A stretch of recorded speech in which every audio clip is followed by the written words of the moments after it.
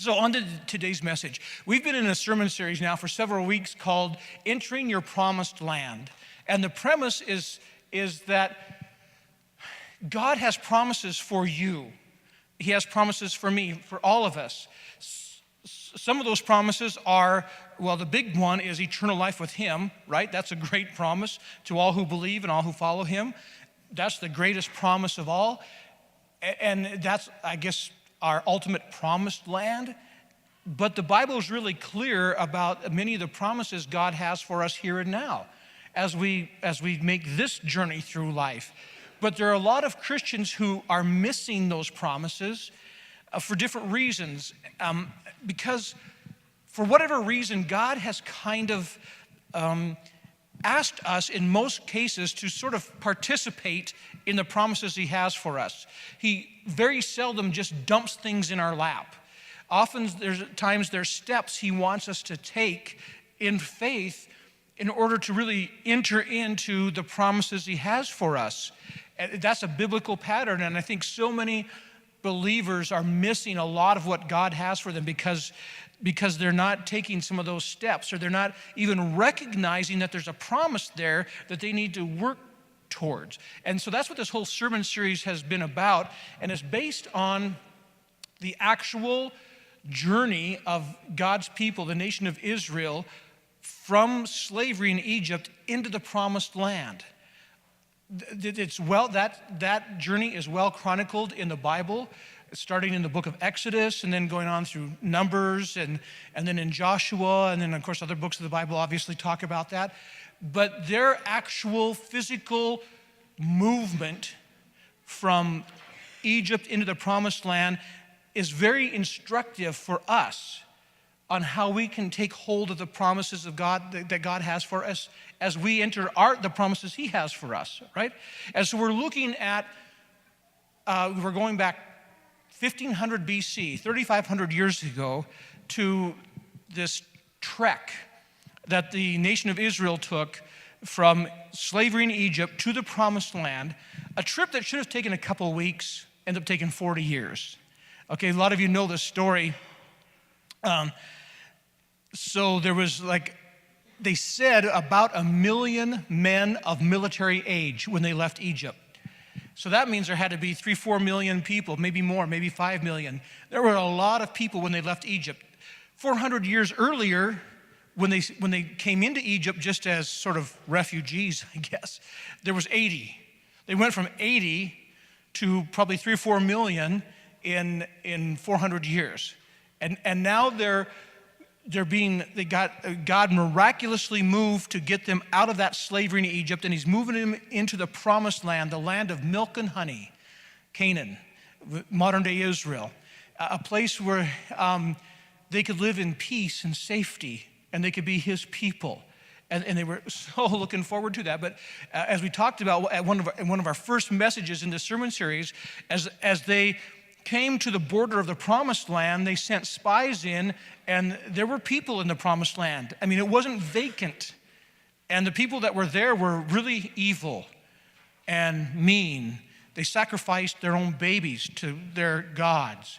And they were very large and strong and militarily strong. But God said, I have delivered them to you. You'll defeat them. Go in and take the land. Well, they didn't believe them. The people, 10 of the 12 spies didn't believe them. 2 spies, Joshua and Caleb, believed God. Hey, we can take them. I know they're huge. I know they have walled cities, but God said we can take them. Let's go take it. And everybody else said, no, we can't do it. And so they didn't go in. And so that's what kind of precipitated this 40-year trek around the desert. God basically said, I got to wait for all the non-believing people to die off. And when the non-believing people die off, then we're going to take these kids in who will believe. They're not kids anymore, right? Now they're young adults. We're going to take them in to the promised land. And so we've kind of followed that as this new generation who believes comes into the promised land. While they were wandering for the 40 years, God did some amazing miracles to this group of people. And one of them is He kept them fed. And because I had a calculator on my desk, I just got curious this week and I started punching in some numbers. I was thinking, okay, let's just say that there was like 3 million people that headed out into the desert. I mean, it was probably more, but just for numbers' sake, let's use 3 million people. That's like if they ate 3 simple meals a day, that's 9 million meals a day. That's a lot of Dinty Moore beef stew. Anybody ever eat Dinty Moore beef stew? Do they still make that? When my cousins and I we'd go camping. I can't believe our parents let us go camping like in junior high, but we did. I think they were keeping a closer eye on us than we thought, but we thought we were way out in the boonies. And we weren't, but we went camping, and Dinty Moore, we lived on 2 things, Dinty Moore beef stew and s'mores. That was our staple, with lots of Dinty Moore. So I'm figuring, okay, there's two servings of Dinty Moore beef stew in a can, so that's 4.5 million cans of Dinty Moore beef stew every day. That's 470 semi-loads a week. 470 semi-loads of Dinty Moore beef stew to feed the people wandering in the desert. Can you imagine those trucks coming and going and the dust that would have made? Lady, I just can't keep my tent clean. These trucks just...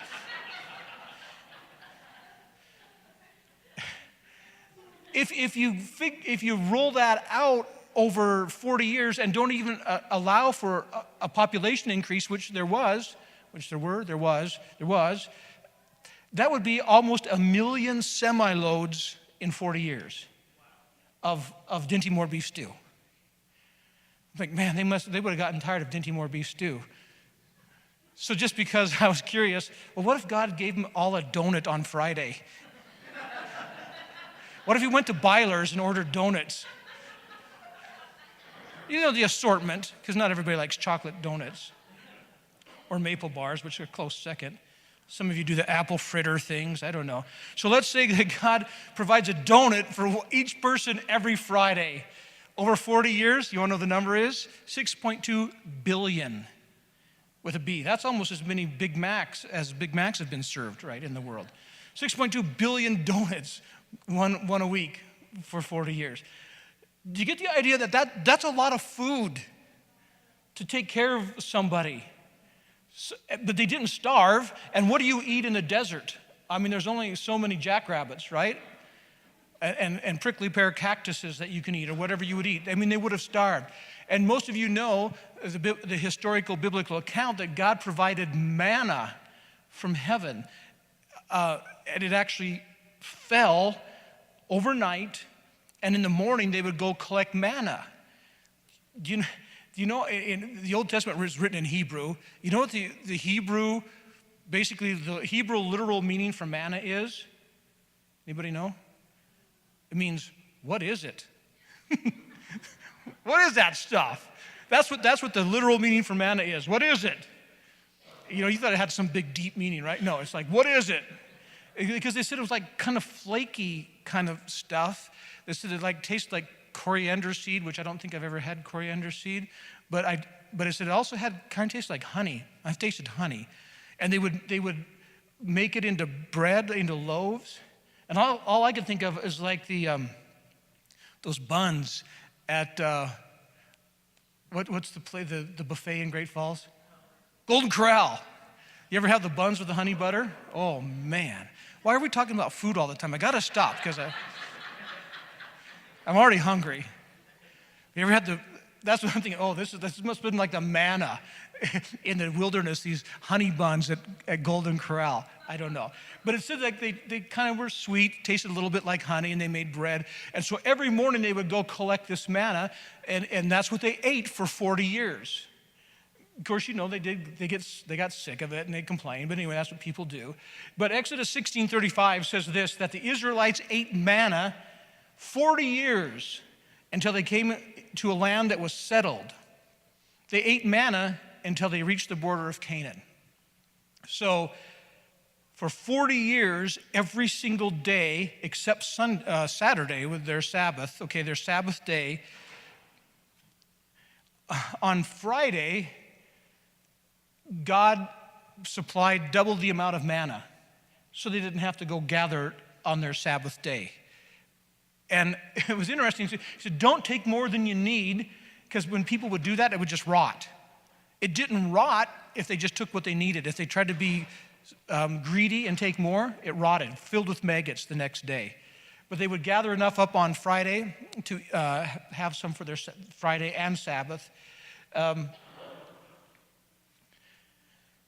So here's what, as I was reading through this account, it was in Joshua, and we're going to get there in a minute, but first thing that struck me, because a lot of things struck me this week as I'm reading this and kind of pondering, putting myself in that era. God provided manna for people who doubted him, right? I mean, the trip from Egypt captivity to the promised land should have taken a couple of weeks, but it took 40 years because of their disobedience. In that 40 years, God miraculously supplied for them. I mean miraculously. When you talk about 1 million semi-loads of food, really that's what God provided over 40 years. Think about that. 1 million semi-loads of food over 40 years, 470 a week.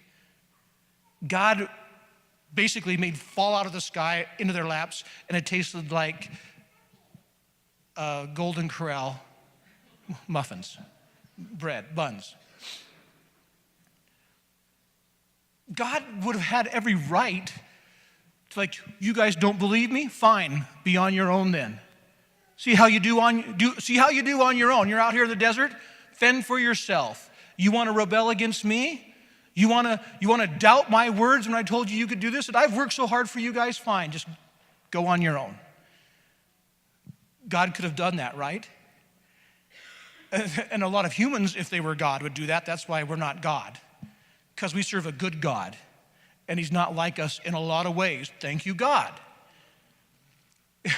He's a good God, and he's a loving God, and even when people, metaphorically speaking, spit in his face, he still takes care of them. Oftentimes miraculously. So I just want to encourage some of you maybe are here this morning. Well, let me go to number one, because some of you are like keeping score this morning. Number one, you can experience God's miracles even during times of doubt.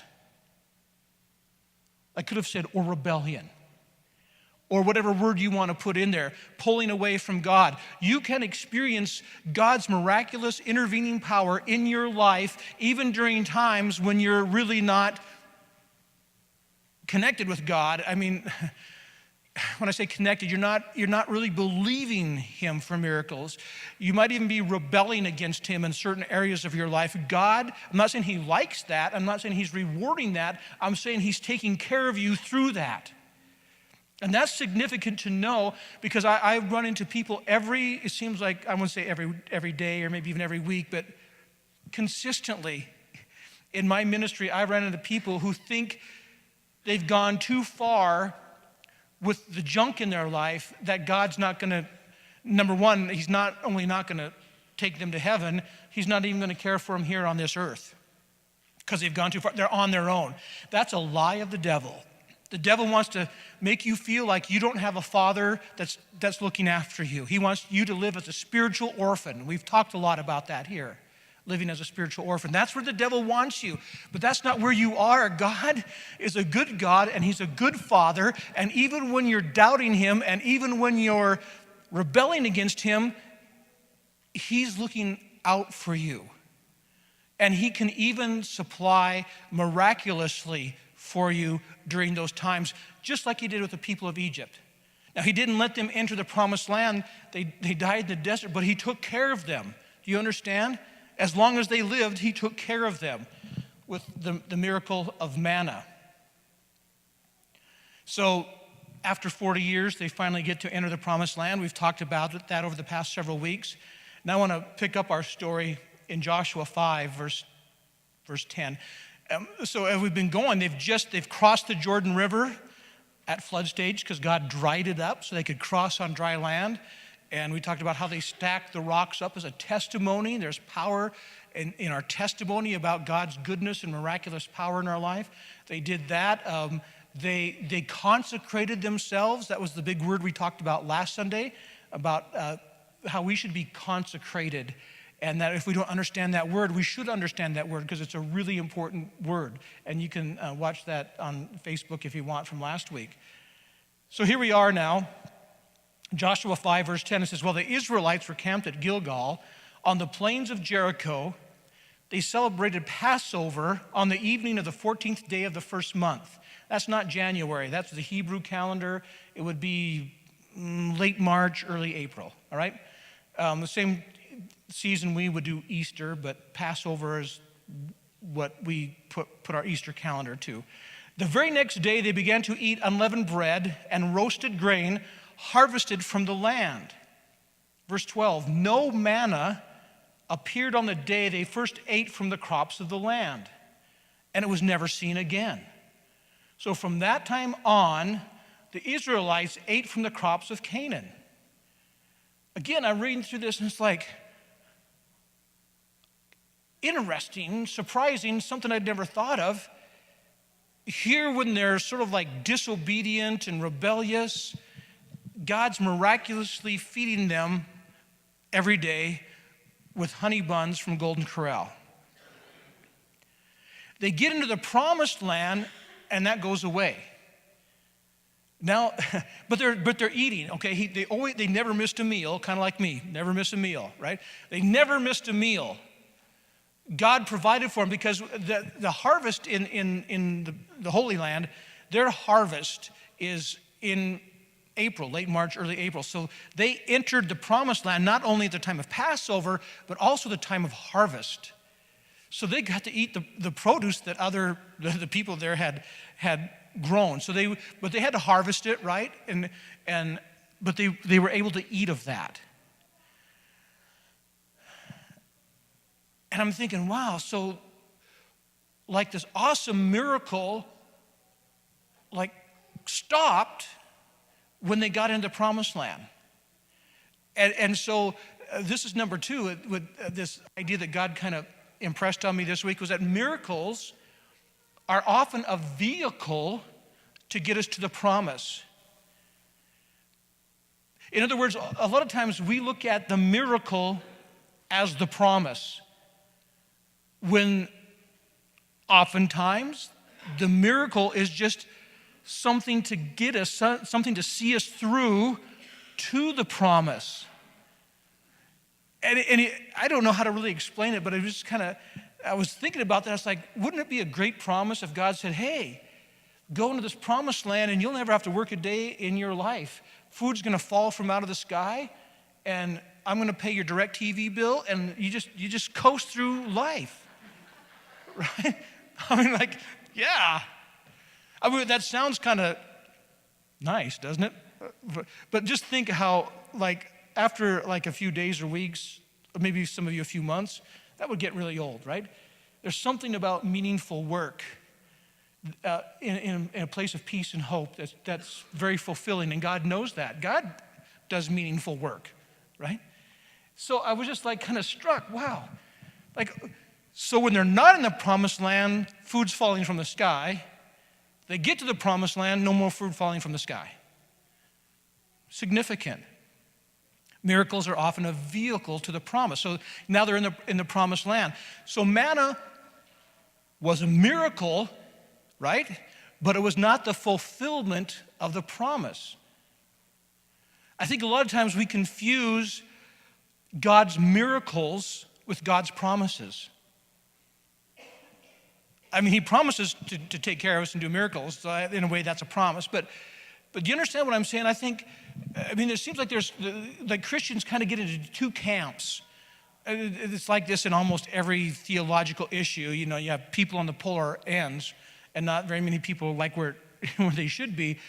But it's like there's a lot of believers who don't believe that there's anything miraculous today. It just doesn't happen. That was all in the past, and we're on our own. That is not biblical. But then there's another group of Christians, and it's probably growing. In a sense, that's a good way, but they again, sometimes the pendulum swings too far. it's like they expect miracles, which we should do, and that's biblical, but a lot of times in our lives, now the miracle becomes the promise, and we get so focused on the miracle and not where God's taking us. Does that make any sense? I hope so, because it's really biblical. Because we should want miracles in our life, right? But what are they there for? Most often they're there for to get us to a place of promise. And sometimes that place of promise doesn't look as miraculous as the trip there.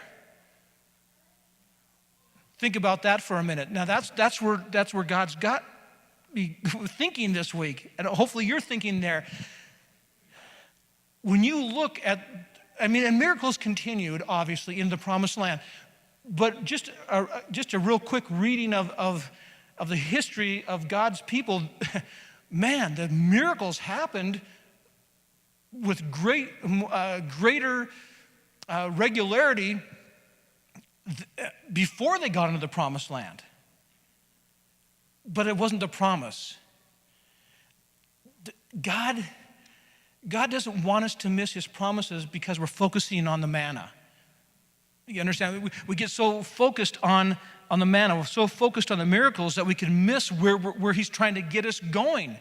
And we might miss some promises of God because we're kind of distracted from the miracle. And I'm not saying that miracles aren't a bad thing. It's like, oh, so we shouldn't want any miracles. No, we want those because those are getting us somewhere. But we can't get so focused. We can't get so focused on that. Again, I kind of mentioned this earlier, that living in God's promise doesn't always look like a miracle. Because now when they got in the promised land, food's no longer falling out of the sky. Now, after they ate the harvest, right, when they first got there, now it's like, after they eat the harvest, it's like, well, what do we do now? Well, you suppose we better save some of that seed and plant? Yeah, we're going to have to till the field, get it ready. We're going to have to seed. We're going to have to, I don't know if they irrigated, it depends where they're at. It's probably dry land. God blessed it. It actually rained there. But then they had to farm. They had to actually work in the promised land. God provided for them. They were living in a place of peace, and he did bless their crops, and he still blesses that land. Did you know, interesting side note, I'm kind of getting off my notes, but I do that anyway. Anyway. The nation of Israel, current day Israel, which is the land of Canaan, the promised land, is the most productive piece of ground on the face of the earth per acre. Per acre, no spot on the earth comes close to being as productive as the nation of Israel. It's not always been that way. It was that way 3,500 years ago. And then as the people rebelled and lost their land and they were taken away, that faded away and became very unproductive. Mark Twain walked across Israel when it wasn't Israel again. It was like in 44 or something like that, whenever Mark Twain was alive. And he said, there's nothing there. It's like, it's God-forsaken, empty country that's dry as a bone, and there's nothing there. When God began to call his people back, and in 1948, they became a nation again, after 3,000 years or 2,500 years, something like that, Israel became a nation again in 1948. Some of you were alive and remember that. It was an amazing day, and that land almost immediately began to flourish. And now it's one of the most productive spots on the face of the earth. By the way, do you know what they call milk and honey? There's milk there. They have some of the most productive dairies, again, on the face of the earth. The honey isn't like bee honey. We were in Israel 4 or 5 years ago. And the honey is the syrup from the dates. They grow a lot of dates. You see date palms everywhere down there. Like you see this desert, and then all of a sudden there's like acres, hundreds of acres of date palms because they use underground irrigation. They recycle like 80% of their water, of their sewage water is recycled for irrigation. And it's one of the things that makes them the most productive. They export more flowers than any other country on the face of the earth. And roses. And remember what God was called? Jesus was called the Rose of Sharon. Anyway, I'm getting way off. But honey isn't bee honey. I'm sure they have that there. It's syrup, the sweet syrup from the dates. Land of milk and honey. So, I kind of got off track. Come back into the light. God has done many miraculous things for the nation of Israel to get them to the promised land. And he didn't just do it 3,500 years ago. He did it 70 years ago again. And he's going to continue to do that for them, even though they doubt him and are rebelling against him.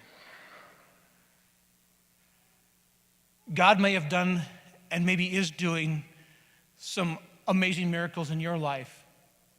A lot of you have shared those over the time that I've known you, and probably those of you who haven't shared have a story. Many of you have a story of God's miraculous intervention in your life at a certain time in your life, maybe multiple times, where he's seen you through. I have those stories.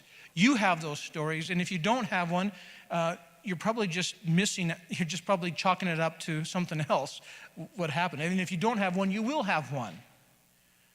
God miraculously takes care of you to get you to the promise.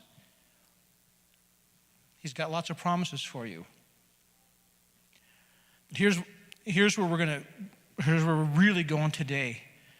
The greatest promise God has for you is Jesus Christ himself.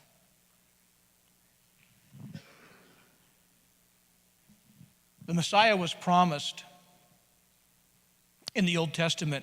Basically, the Old Testament, people say, well, Old Testament means it's Old Covenant, which we're not under the Old Covenant, we're under the New Covenant. So the Old Testament, Old Covenant is the Old, we're under the New, we're not under the Old Testament. People say, well, why do we even read from it? Why do we have it in our Bible? Because it's important that we know, number one, the character and nature of God and his and I've shared this before, the Old Testament shows us the problem, which is sin. The New Testament gives us the answer, which is Jesus. But what's interesting, even when the Old Testament is showing us the problem, which is sin, it's also showing us, it's prophesying the answer even before the answer comes. And all through the Old Testament, we're seeing prophecies of the Messiah. And I could read lots of them because there are lots of them, but here's my favorite from Isaiah 53:5. This is about 600 years before Christ. Okay, so Jesus wasn't even on scene yet, physically. It's 500 years before his birth. Isaiah 53:5 says, but he, talking of Jesus, to come, the Messiah to come, he was pierced for our transgressions. He was crushed for our iniquities. The punishment that brought us peace was on him. And by his wounds, we are healed. Is that an awesome promise or what? That our iniquities, our sins, our iniquities means we're bent, right? We're not straight, we're twisted and we're bent. That's what iniquities literally means. It's sin. It's like, God doesn't say, when you straighten out, I will accept you. Because he knows it's really it's impossible for us to straighten out. He said, I'm going to send somebody who's straight and you can live under his straightness. And that person's Jesus. He took the punishment that was upon us for being twisted and bent. He's the one, even though he was straight as an arrow, he took the punishment.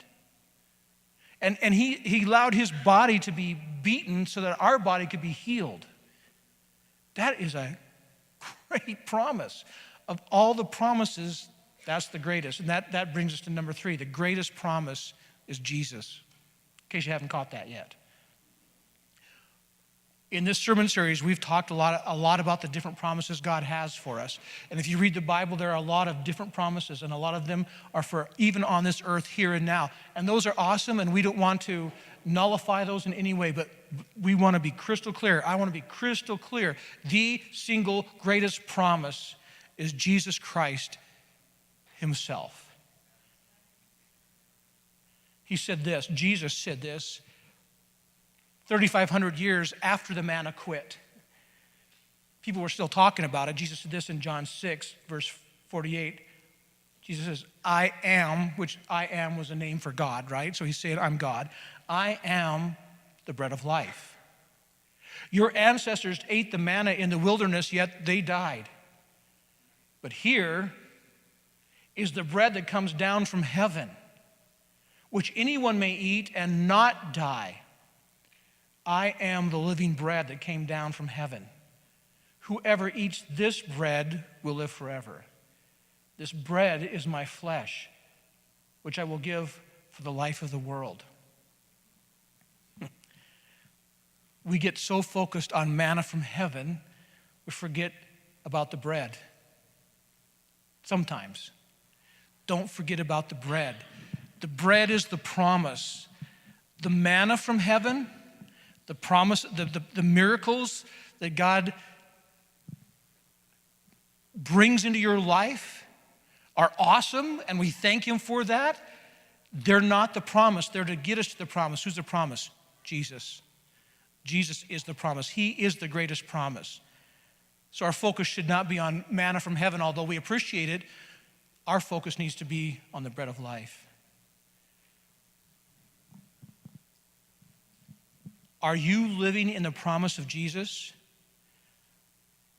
Or are you just looking for manna? It's okay to look for manna as long as you're living in the promise of the bread of life. If you're eating the bread of life, it's okay to look for the miraculous things. It's not frustrating. I don't even know what the word is. I'll just say it's curious. In 18 years of pastoring, I've seen people come to me personally that don't go to this church or maybe even come to church for a while because they heard that maybe we could help them spiritually. Not financially, which we do help people, but I'm talking about like, hey, can you give me some bread? Can you give me some gas? You know, can I get a set of tires for my car? I'm not talking about that. I'm talking about my life stinks and I can't go on and I need some help. A lot of you got here in that way. And God has seen you through, and that's awesome. I've seen a lot of people get their manna, get their miracle, and never continue to eat the bread of life. It's like, hey, I got my miracle, thanks. Appreciate all that. See you down the road. I mean, it's kind of like Adam and Eve. It's kind of our human nature. Adam and Eve did that. Basically, in the Garden of Eden, right? God provided everything for them. And then they wanted to do their own thing, and they rebelled against him. It's like they were saying, hey, God, thanks for earth. Thanks for paradise. It's awesome. Thanks for all the free food just growing on the trees. Thank you for the cool animals that really entertain us. Thank you for all that. It's awesome, but we got it from here. We're good. Thanks. Really, that's what mankind did, right?